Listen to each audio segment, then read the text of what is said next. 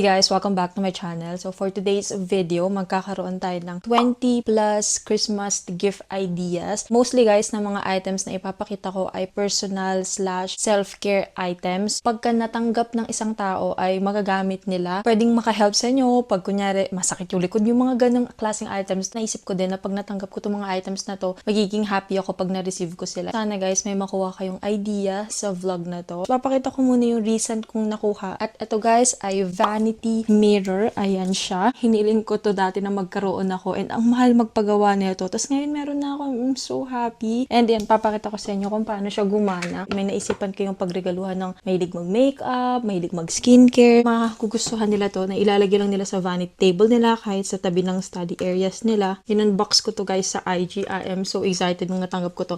Hindi ko ina-expect na ganito siya kalaki.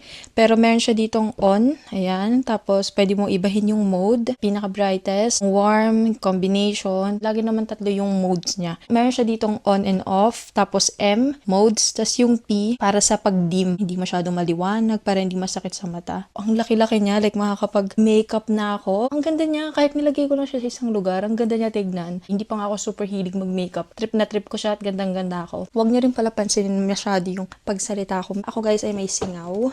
Sakit sa may labi. Taba ng labi ko dito. Ito na guys ang ating mga massagers. Mating na talaga ako sa age na pag kami nakuha akong massager, sobrang excited ako talaga kasi nakakatulong sila sa mga sakit-sakit ng katawan. Heated eye massager na I think ay essential sa mga sobrang tagal mag-work, mga work from home or sobrang stressful day pagka uwi nyo. Ito yung massager na pwede nyong gamitin sa eyes nyo. May on button dito. Ang dami niyang modes guys. Mayroon siyang sports, vitality, and then clear. And iba't iba yung mga parang massaging effect niya. So meron dito yung sobrang kinocompress niya. Meron ding warm lang. Wina-warm niya lang. Heated lang yung eyes mo. Meron ding sobrang gumagalaw-galaw siya ng ganyan. Ang ganda pa ng itsura niya. Para kang robot na ewan yung itsura niya. As someone na laging katapat ang laptop, iPad, nakaka-help na to sa akin. Kasi after kong mag-edit, diretso ito yung rest ko. And alam nyo, ang eyes ko ay malabo na. Ang taas na ng grado ng mata ko. Kakaharap ko yan sa laptop, iPad. So happy nung nakuha ko to. Pag niregalo nyo to sa tao, magiging masaya siya. And talagang magagamit niya talaga yung mga gantong items. Gumagalaw siya. Umaakyat to, tapos nadi-deflate. Talagang namamassage niya yung temples and sinus. Hindi ko alam kung tama yung terms. Next naman is etong neck massager. Ilalagay mo lang siya dito sa likodan. Ipapaganyan mo siya. Tapos gagalaw siya. Papakita ko sa inyo kung paano yung movement. Tapos pwede mo ding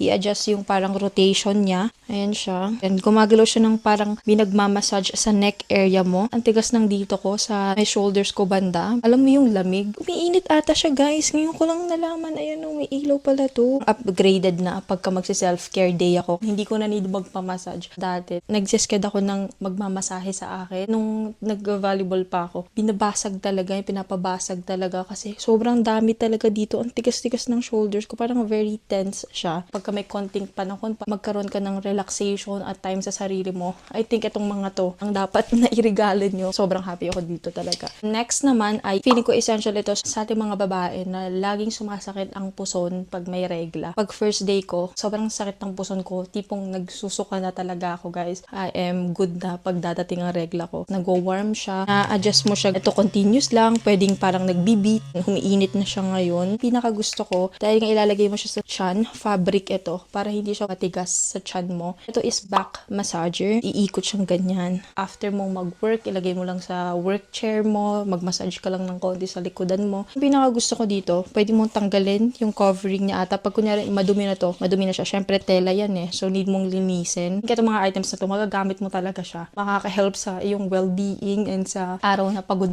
ka. Alam nyo ba guys, takot si Gucci dito. Kasi tumutunog. Gun massager, targeted sa areas na need mo. Mayroong bilog, flat yung side. Ito yung mostly na ginagamit ko. Ginagamit ko siya sa legs, thighs, tapos dito sa neck ko. Ito talagang neck ko guys, ang problema ko. Digital din yung nandito guys. Ganyan siya. Since pagdating neto, nung first time na pinakita ko sa inyo, hindi ko pa siya ulit na-charge. Meron ako ditong Steam Plus Professional Steam Iron. Isa sa mga una kong nakuhang pang straight na buhok na binila sa akin ni Mami is yung straightener na nilalagyan mo ng tubig. So, nung nakita ko na may ganto, I think makaka-help siya sa hair ko na hindi mag-dry pag gusto kong mag-straight ng buhok. Kasi lalagyan mo siya ng tubig. Nandito lalagyan mo siya ng water. I think dito mo ilalagay yung tubig pag want mo i-transfer. Throwback ako sa unang beses kung binilan ako ni mami ng straightener. Share pa kami ni Angel doon. Ang tagal ng straightener na yun sa amin. May bristles siya dito guys. Ang astig ng straightener na to. Pwede nyo iregalo sa kung sino man na mahilig mo guys ng buhok. Or pwede talaga nilang magamit lalo na pag may special occasion. Andito na tayo guys sa mga skin care tools. Unahin natin dito sa neck massager talaga yung parang selling point na to. Pero ginagamit ko siya sa mukha ko. Nakaka-help siya mag-scalp and mag-lift ng face. Lalagyan mo siya ng battery. Walang battery to now. May ganito akong option. Pero pwede din naman pag kunyari hindi nyo trip yung mga battery operated. Meron ding ganito guys. And pinakita ko na to sa inyo last time. Pwede mo lagay sa ref para malamig pag gagamitin mo. And same lang sila halos. Ito lang kasi need mo ng battery. Tapos parang may vibration siya. Meron akong pinakabagong nakuha guys. Sobrang ganda din neto. Pero mo para siyang legit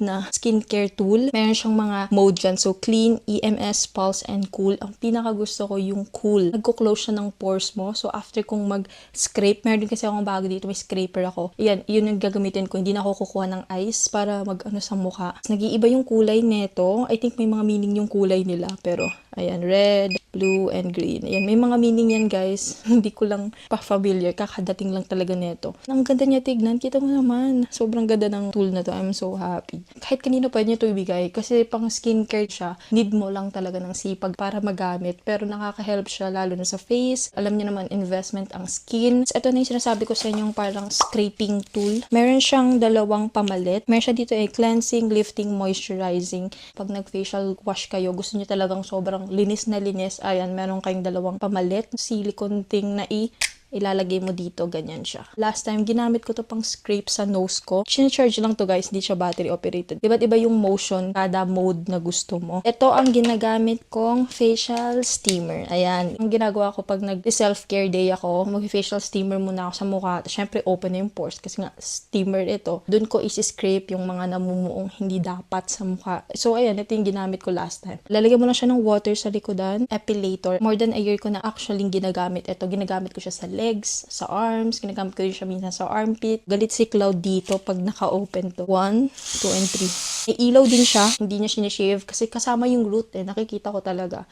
So, yan ang aking epilator. Organizers naman ito, guys. Ito, napakita ko last time. Meron pa ako na itong dalawa sa CR. May extra pa akong dalawa. Pero itong dalawa, ginagamit ko for makeup sponges and makeup puff. Ayan. Pwede yung iba sa CR, iba para sa makeup mo, sa vanity area. Mga nag-organize, mga mahilig mag-organize. Tapos, color block pa. Lagay ng toothpaste at holder ng toothbrush. Excited na akong ikabit to, guys. Ididikit mo siya sa wall. Mayroon na siyang pandikit. Nakatakip yung toothbrush mo. Hindi siya exposed. Hindi siya necessary. Pero nagka-chance akong magkaroon. I am so happy. Ito guys ay dice lang na pillow. Decorative pillow lang siya. Ilalagay ko to guys sa sofa. Pero pwede din talaga siyang unan kasi nahihigaan talaga siya at malambot. Mga bags, ito sila. You can never go wrong with black bags. May storage talaga siya. Hindi na ako masyado kumukuha ng mga bags na hindi ko nalalagyan ng madaming gamit kasi ang dami ko talagang anek-anek. Normal black bag, pwede nyong ipangregalo at magagamit talaga. Lalo na kung ganito lang, madali siyang pormahan. Ito ang mga parang cloud bag. Isa sa mga recommended bags ko talaga. Ang unang ko talagang nakuha is yung black. And nakita kong gamit na gamit ko talaga siya. Kumuha ako ng white and both sila ay gamit ko. Actually, minsan dalawa to, dala-dala ko. Tibay ng bag na to. Ang dami kong nilalagay dito. Ang ganda niya pa pag sinusuot mo. Parang siyang tote bag, pero may zipper. Secure yung gamit mo sa loob. Mas gusto ko to kaysa sa normal tote bag kasi ang important talaga sa akin, gusto ko closed yung bag. Ayoko nang open para alam kong hindi mawawala yung gamit. Pag kunyari wala na kayong maisip na iregalo, magregalo lang kayo ng tumblers, guys. Kasi lalagyan ng tubig. Like, everyday, aalis, kailangan mo ng tubig. Kumuha lang kayo ng kulay na black lang or white lang or kung ano yung kulay niya gusto niya. Ang daming available na tumblers online. Last but not the least, itong plush blanket na ito. Grabe, guys. Gamit na gamit ko to. Isa to sa favorite ko na kumot. And nalulungkot ako pag need ko siyang ipalabahan dahil sobrang lambot niya. Gustong-gusto ni Gucci humiga dito. Excited kaming humiga at mag-cuddle up ni Gucci. So, ayan siya. Ang daming kinds doon sa Shein na pwede nyo pagpilian. May mga plain lang. Pero ito may ganyan siyang texture. And sobrang lambot niya talaga, guys.